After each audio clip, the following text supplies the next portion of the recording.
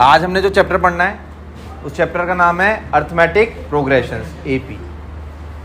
अब बहुत important chapter है ये भी, और इसमें से भी क्वेश्चंस 2 तो मिनिमम आएंगे ही आएंगे, 3 भी आ सकते हैं बोर्ड के अंदर। तो ध्यान से समझिएगा क्या है अर्थमेटिक प्रोग्रेशन ये चैप्टर। सबसे पहले इसे समझने के लिए हम एक टर्म समझते हैं, सीक्वेंस।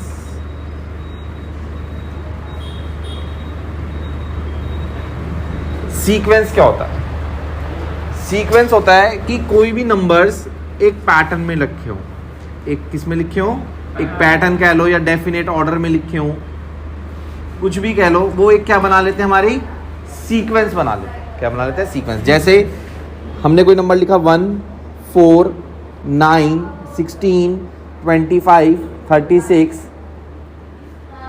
तो आपको ये सीरीज या सीक्वेंस देखकर आपको कुछ समझ में आ रहा होगा कि ये सीक्वेंस कैसी लिखी हुई है। ये जो सीक्वेंस है स्क्वायर्स की लिखी हुई है, squares of natural numbers.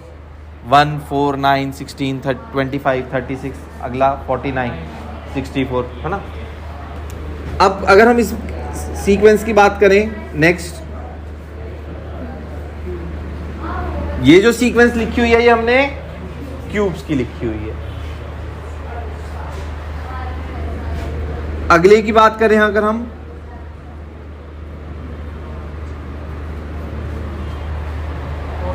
Odd numbers की लिखी हुई है। क्या लिखी हुई है? ऑड नंबर्स की। तो सीक्वेंस, मैं कहा कि एक पैटर्न या कोई एक डेफिनेट ऑर्डर में लिखा हो, वो क्या होता है? एक हमारी सीक्वेंस होती है। अब इस सीक्वेंस से एक टर्म रिलेट करती है हमारी एपी। क्या टर्म रिलेट करती है? एपी। कोई भी सीक्वेंस एपी में कब होगी? कोई भी सीक्वेंस एपी में तब होगी जब उन टर्म्स का जो डिफरेंस है,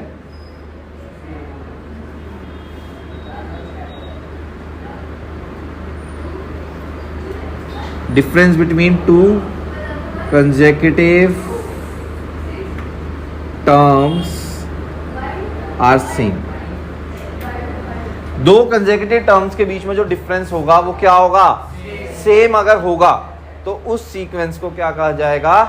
एपी कहा जाएगा, मतलब अर्थमेटिक प्रोग्रेशन। जैसे इन तीनों में से अगर हम लास्ट वाली सीक्वेंस को चेक करें, इन दोनों नंबर्स के बीच में कितना डिफरेंस है? इसमें भी। तो एक यही जो सीक्वेंस है वो किसके अंदर लिखी हुई है? हमने एपी के अंदर लिखी हुई है। बाकी ये दोनों कोई भी एपी में नहीं है। तो समझ आ रही है ना एपी क्या है? कोई भी सीक्वेंस जिसमें आपका टर्म्स का जो डिफरेंस है वो सेम होगा, उस सीक्वेंस को हम क्या कहेंगे? एपी कहेंगे। उस सीक्वेंस को हम क्या कहेंगे? एपी कहेंगे। अब इसमें जो भी सबसे पहली टर्म लिखी होगी उसको क्या कहा जाएगा?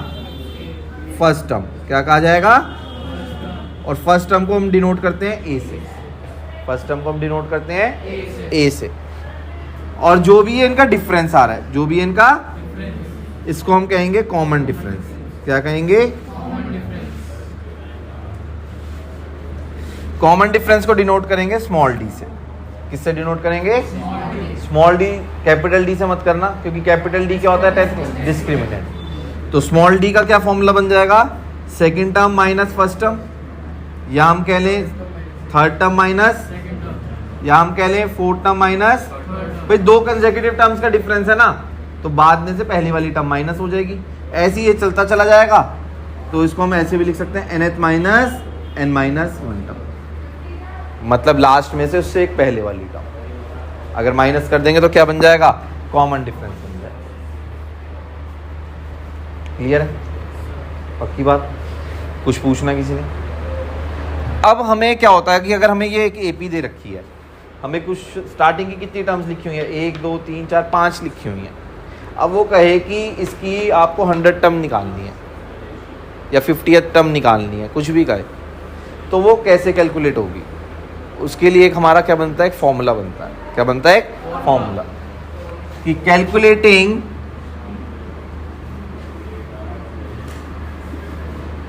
nth term of an AP. अब nth टर्म का मतलब हो गया कि कोई सी भी जोन से नंबर की भी आपने 10th निकालनी हो, 20, 15, इस फॉर्मूले से कोई सी भी टर्म निकल जाएगी। ठीक है। अब किसी किसी बुक में nth टर्म को TN से रिप्रेजेंट कर रखा है और किसी किसी बुक में AN से कर रखा है। बात एक है, चाहे आप TN से कर लो चाहे AN से कर लो, आपकी मर्जी है, दोनों तरीके सही हैं। अब क्या फॉर्मूला बनता है इनका? A प्लस n-1 D, जहां पर A तो क्या हो जाएगा हमारा D हो जाएगा,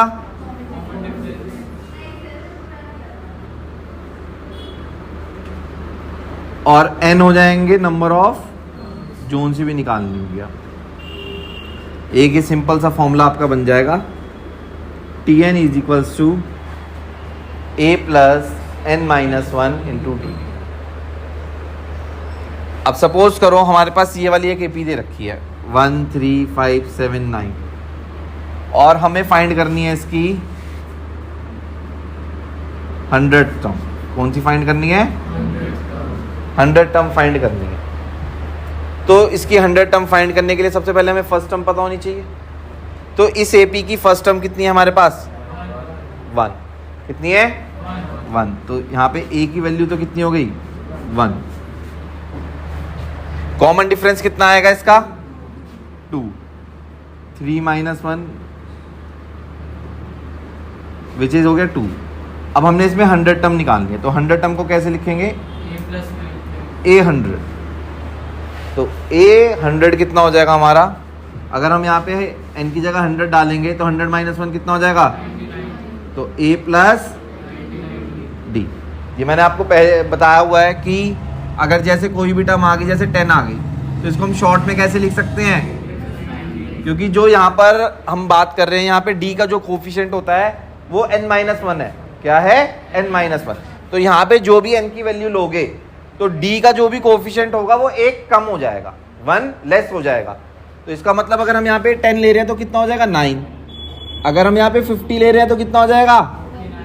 49 हो जाएगा। 30 ले रहे हैं तो कितना हो जाएगा? ये 30 29। और अगर A 100 ले रहे हैं तो कितना हो जाएगा? समझ आ रही है ना ये चीज़? तो यहाँ पे आप वैल्यू भी डाल सकते हो या डायरेक्ट ये भी लिख सकते हो कि A 100 कितना हो गया? A प्लस, और A की वैल्यू हमारी कितनी है? 1। तो 1 प्लस 99 मल्टीप्लाई बाय 2। अब 99 को 2 से मल्टीप्लाई करिए और 1 ऐड करिए तो आंसर कितना आ जाएगा? 199। तो 100 टर्म क्या होगी इसकी? AP की 199। हमने जितना पढ़ा है अभी तक, टॉपिक जो भी पढ़ा है, अब उस पर बेस्ड क्वेश्चन देख लो कैसे कैसे आएंगे। सबसे बेसिक जो 1 नंबर का क्वेश्चन आएगा वो कैसा आएगा कि आपको कोई भी एक सीरीज दे दी जाएगी 3 10 17 24 31 डॉट डॉट डॉट दे दी। अब वो पूछेंगे क्या ये सीरीज एपी में है या नहीं। Is this sequence is in AP और नॉट? क्या ये एपी में है या नहीं है? और अगर है तो right it's first term and common difference. Right it's first term and. तो अब हमें ये चेक करना है कि पहले क्या ये एपी में है या नहीं। तो अभी मैंने तुम्हें बताया कि एपी में चेक करने के लिए अर्पण क्या करना पड़ता है? हमें उनका डिफरेंस चेक करना पड़ता है। 2 कंसेक्यूटिव टर्म्स का डिफरेंस चेक करना पड़ता है। अगर हम इन 2 टर्म्स का डिफरेंस चेक करें तो कितना आ रहा है? इन दोनों टर्म्स का भी,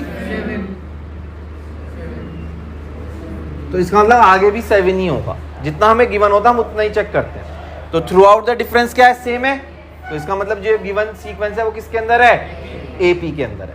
गिवन सीक्वेंस आप लिखेंगे hence the common difference is same, तो therefore it is in AP.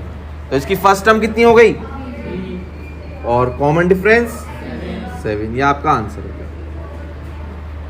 ये आपका आंसर हो गया। एक क्वेश्चन कैसा आता है इसी 1 नंबर में ही,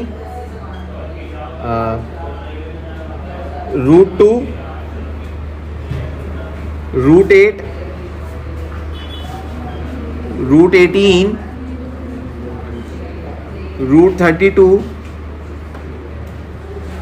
इज इट इन AP और not? If yes, then write next two terms.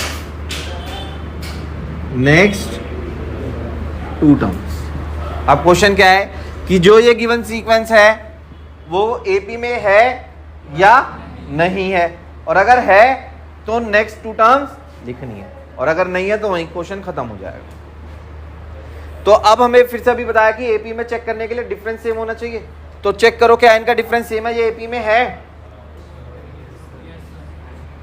अब कोई बच्चा कहेगा यस, और कोई बहुत से ऐसे भी होंगे जो कहेंगे नो, कि ये नहीं है। अब जो नो कह रहे हैं वो ध्यान से देखो, ये सीक्वेंस AP के अंदर है। कैसे है वो ध्यान से देखो, आपको इसको सिंपलेस्ट फॉर्म में लिखना पड़ेगा। ये जो रूट वाली टर्म्स हैं इन्हें सिंपलेस्ट फॉर्म में लिखना पड़ेगा। ये तो √2 सिंपलेस्ट फॉर्म में है। √8 को हम कैसे लिख सकते हैं? आप यहां पे प्राइम फैक्टर्स कर लीजिए, तो आपका ये 2 का क्या एक पेयर बन गया, ये रूट से क्या आ जाएगा, बाहर आ जाएगा, तो क्या बचेगा 2√2। ऐसी √18 को करिएगा, 32 को करिएगा। अब चेक करिए क्या ये सीक्वेंस AP में है या नहीं। अब इन दोनों टर्म्स के बीच में कितना डिफरेंस है, √2, इन दोनों के बीच में भी और इन दोनों के बीच में भी। तो इसका मतलब ये जो सीक्वेंस है किसके अंदर है, AP के अंदर है। इसमें जो फर्स्ट टर्म हो गई और जो कॉमन डिफरेंस हो गया,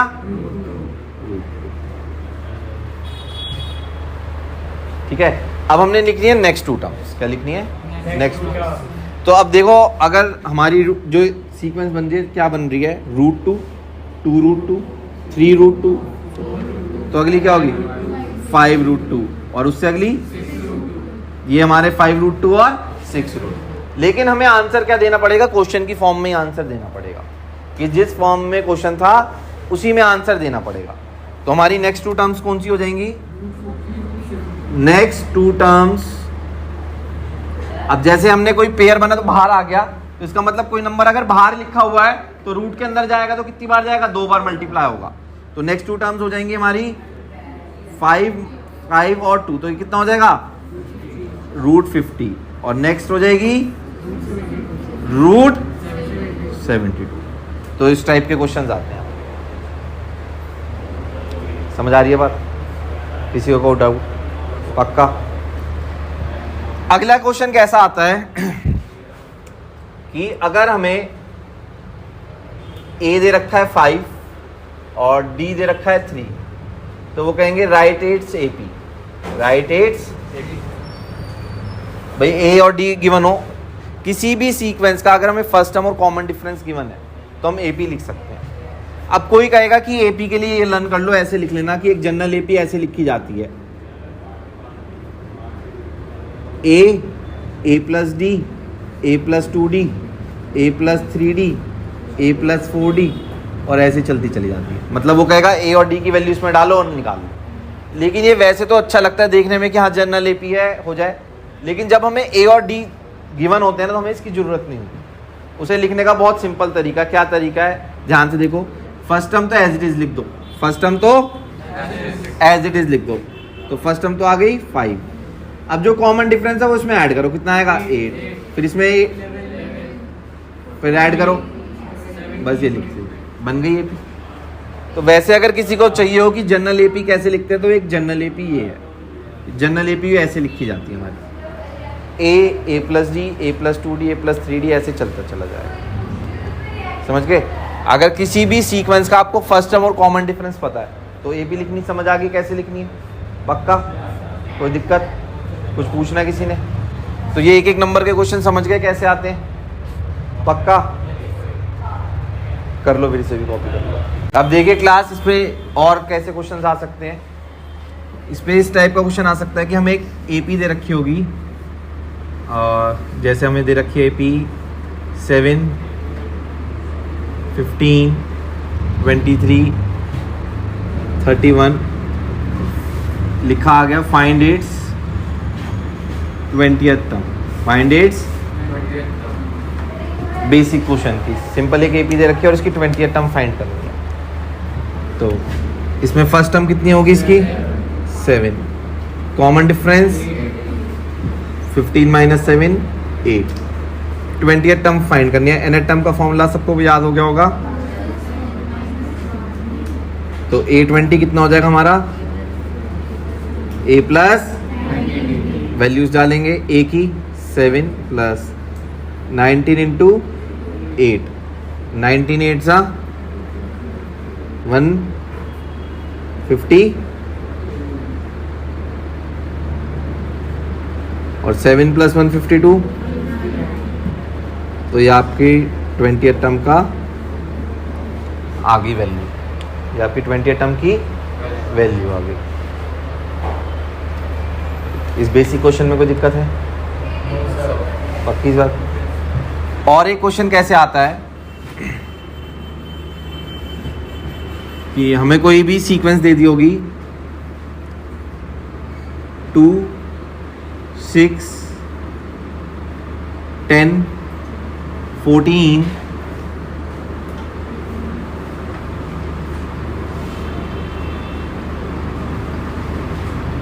find the number of terms। हमें एक सीक्वेंस दे दी, उसमें हमें लास्ट में भी दे दी टर्म 2 6 10 14 डॉट और 398। हमने इसमें क्या निकालनी है, इसकी नंबर ऑफ टर्म्स की, ये कितनी टर्म्स लिखी हुई है इस पूरी एपी में। इस टाइप का भी क्वेश्चन आ जाता है और ये बहुत इंपॉर्टेंट है। इस टाइप के जनरली यूज होंगे ही होंगे क्वेश्चन, चाहे सम में यूज करना पड़े चाहे कहीं पे भी यूज होगा बिल्कुल। तो ये ध्यान से देखना कि हमें नंबर ऑफ टर्म्स निकालनी हो तो कैसे निकालनी है, ध्यान से। इसमें फर्स्ट टर्म तो सबको पता ही चल गई होगी अब तक कितनी है, कॉमन डिफरेंस भी आ गया होगा सबको निकालना। और जो भी हमें लास्ट टर्म दे रखी है ये हमारी nth टर्म हो जाएगी, ये हमारी। तो nth टर्म कितनी होगी 398। अब nth टर्म का हम फॉर्मूला लिखेंगे a प्लस n माइनस 1। इसमें हमने n कैलकुलेट करना है कि n कितनी नंबर ऑफ टर्म है। अब nth टर्म की जगह हम क्या यूज कर सकते हैं यहाँ पे 398, a की जगह 2 plus n minus 1 as it is और d की जगह 4। तो दिक्कत, अब ये 2 इधर प्लस में इधर आके क्या हो जाएगा, कितना बचेगा 390। ये इधर मल्टीप्लाई में 4, इधर आके 90, ये 1 इधर आके, तो नंबर ऑफ टर्म्स कितनी आ गई, तो नंबर ऑफ टर्म्स हमारी आ गई सीक्वेंस के अंदर 100 आ गई। नंबर ऑफ टर्म्स हमारी कितनी आ गई 100 आ गई। समझ गए कैसे कैलकुलेट करा? जब भी हमें कोई सीक्वेंस ऐसी दे रखी है जिसमें नंबर ऑफ टर्म्स कैलकुलेट करनी है तो हमेशा लास्ट जो भी टर्म दे रखी होगी लास्ट में लिखी हुई उसे हम क्या मान लेंगे, nth टर्म मान लेंगे। उसे हम a और d तो सबको आई क्या निकालना, nth टर्म का फॉर्मूला लिखा, वैल्यूज पुट करी, रीअरेंज अपना किधर करा शिफ्टिंग और n की वैल्यू कैलकुलेट। पक्की बात है? फटाफट इन दो क्वेश्चंस को भी कॉपी। अब इसमें एक टॉपिक और आ जाता है, एक क्वेश्चन और आ जाता है कि अभी तक जो हम nth टर्म निकाल रहे हैं वो कहाँ से निकाल रहे हैं, बिगनिंग से तो निकाल रहे हैं। अब इसमें एक टॉपिक आ जाता है कि calculating nth term from the end, from the. अभी तक जो हमने अभी पीछे फॉर्मूला लिखा है nth टर्म का वो हमने कहाँ से लिखा है, बिगनिंग से, स्टार्टिंग से लिखा है। अब जो हम फॉर्मूला लिखेंगे एंडिंग से, जैसे अगर हमें कोई सीक्वेंस ऐसे दे रखी हो 2 5 8 11 डॉट डॉट डॉट 149 149। अब इसमें कहे कि find its 20th term from the end, from the मतलब पीछे से निकालनी है। अब ये ध्यान रखें, एंड का मतलब पीछे से। अभी तक जो हमने कर रहे थे आगे से कर रहे थे, अब हमें पीछे से निकालनी है। तो उसके लिए एक फॉर्मूला हम चेंज कर लेंगे कि जब भी हमें लिखा है क्वेश्चन में कि calculating nth term from the end, मतलब एंड से कहा जाए कैलकुलेट करने के लिए, तो हम एक फॉर्मूला लर्न कर लेंगे। इसमें क्या हो जाएगा इसका formula, an is equals to l minus n minus 1d, जहां पे l क्या हो जाएगी आपकी लास्ट टर्म जो भी गिवन है, n वही नंबर ऑफ टर्म जो भी होगी, और d क्या हो जाएगा आपका कॉमन डिफरेंस। तो एक फॉर्मूला लर्न कर लेंगे कब के लिए, जब हमें nth टर्म एंड से निकालनी है। तो अब यहाँ पे देखेंगे, अब हमारी लास्ट टर्म कितनी हो गई 149, कॉमन डिफरेंस हमारा कितना हो गया 5 माइनस 2 विच इज 3, और n की वैल्यू कितनी हो गई, तो 20th term from the end l minus n minus 1d, यही होगा ना फॉर्मूला। तो वैल्यूज डालेंगे 20 माइनस 1 और d की वैल्यू 3, तो 149 माइनस 19 इंटू 3 कितना होगा, 19 3 जा 57, 149 माइनस 57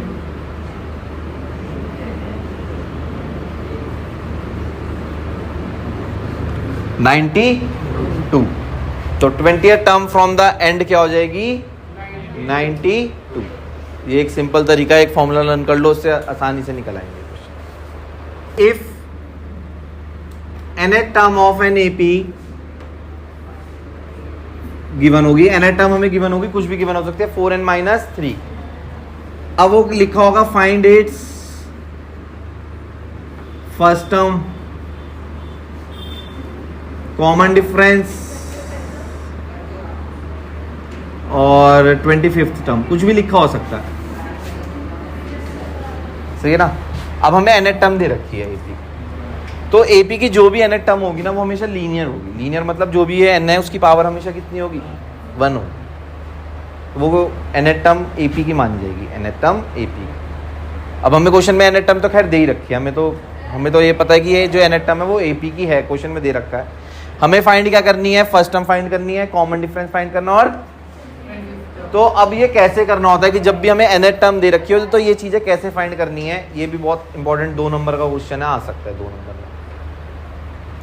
आपको फर्स्ट टर्म फाइंड करनी है तो उसके लिए आपको n की यहाँ पे क्या वैल्यू डालनी पड़ेगी 1, फर्स्ट टर्म मतलब n की वैल्यू 1, तभी तो फर्स्ट टर्म आएगी। तो आपको जो भी nth टर्म गिवन है उसमें n की जगह आप क्या पुट कर दीजिए 1, तो कितना वैल्यू आ रहा है आपका, तो आपकी फर्स्ट टर्म कितनी हो गई 1। अब कॉमन डिफरेंस निकालने के लिए आपको सेकंड टर्म पता होनी चाहिए, तो सेकंड टर्म पता करने के लिए यहाँ पे n की वैल्यू कितनी डलेगी 2, तो यहाँ पे n की वैल्यू हम डाल देंगे 2, पहले पुटिंग n इक्वल्स टू 1, फिर पुटिंग, तो सेकंड टर्म कितनी आ जाएगी हमारी 5, सेकंड टर्म आ गई 5,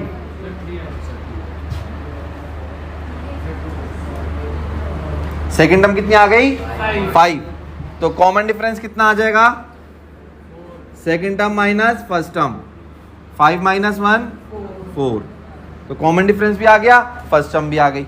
अब हमने निकालनी है 25th टर्म, तो या तो आप सीधा सीधा यहाँ पे n की जगह क्या डाल दीजिए 25 डाल दीजिए, तो आपकी 25th टर्म आ जाएगी। तो 25th टर्म के लिए यहाँ पे हम n की वैल्यू कितनी डाल देंगे,